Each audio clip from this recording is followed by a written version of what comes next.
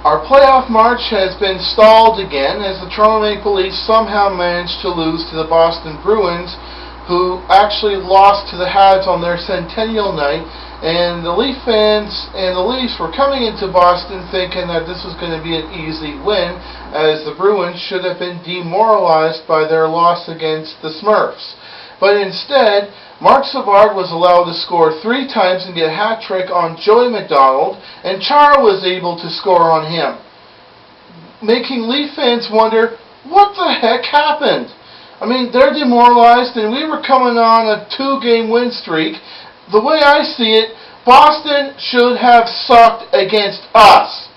There was no way that Boston should have been able to win. I mean, Tuukka Rask was in net.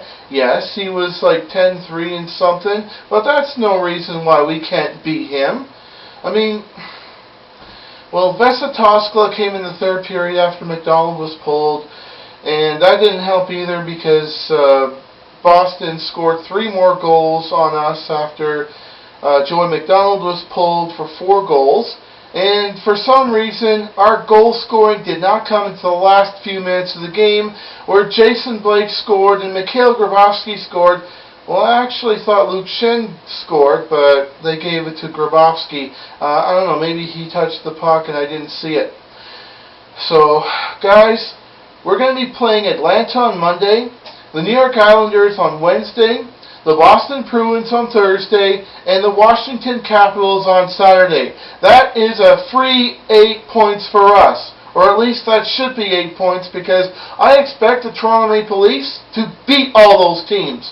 Losing is not acceptable. Now on to something more positive. The Toronto Maple Leafs skills competition was held today, and I was actually able to get a ticket on a front row seat, which is section 105, row 5, seat 9, which was actually a front row. Well, anyways, the teams were blue and white, blue being the home jerseys, and I think you can pretty much figure out what white is. The goaltenders were Joey McDonald and Andrew Engelage, who was actually called up from the Marlies, who actually won the Memorial Cup with the Windsor Spitfires last year. And for the first event, there were 2 races. The first race was, I guess, just a race. They weren't calling it anything specific. And that was won by Team Blue. And then there was race 2, the one-on-one challenge, and that was also won by Team 2. And then there was this fastest skater competition, won by Nikolai Kuhlman by, I think it was 14.5 something, or 14.3, I can't remember. But Nikolai Kuhlman was for Team White, so that got them a point. And the hardest shot challenge was won by Francois Boschman with an impressive 102.2 miles per hour shot for Team Blue. There was a bit 3 miles more that would have matched Zdeno Chara's record that he actually made last year at the All-Star game. Now, the shooting accuracy was won by Ricard Wallin.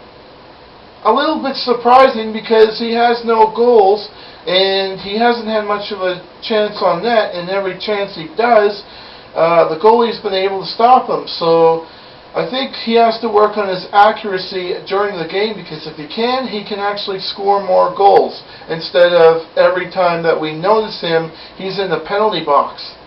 Now, the freestyle shootout was won by Team White, but the 4 very beautiful judges, including Carlton the Bear, well, actually he was the 5th judge, they chose Jason Blake as their champion.